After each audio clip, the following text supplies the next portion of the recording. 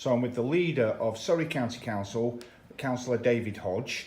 At full council today, David, you made an announcement.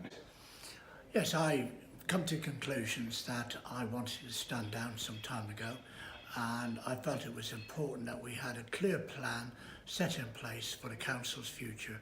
That plan was debated at full council today, and I'm delighted it received total support from the Conservatives, but as usual, the Liberal Democrats and the Residents Association couldn't support anything, and that's very disappointing for the residents of Surrey.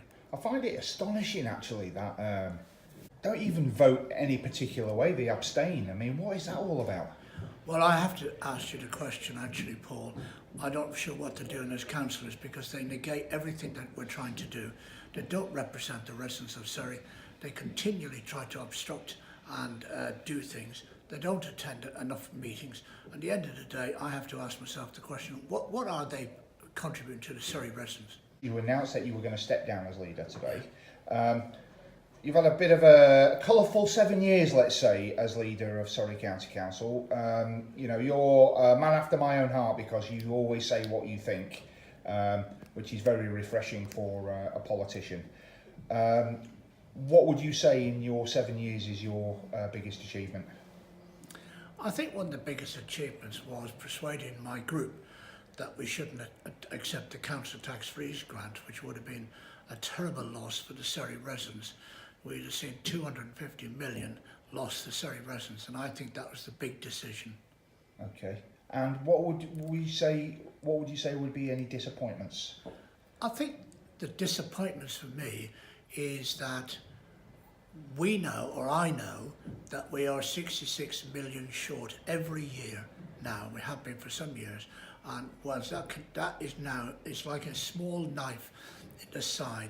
It's damaging what we're trying to do, and that really is the crunch of why we are in the position we're in now, why we're having to consult. I explained it to BBC earlier this afternoon. It's like two kaleidoscopes coming together, confronting each other. On the left-hand side, it's the demands on children's services. On the right-hand side, it's the continual pressure of old people. And they are now taking more and more of our money as they come closer. And there's so little money left in the centre for our roads, for our libraries, for our culture services, for our waste collections, and all of the other things that we have to do. And that is a real issue for local government, and certainly for Surrey. And the 66 million we're losing every year is forcing us to do things that none of us with a hand and a heart would want to do.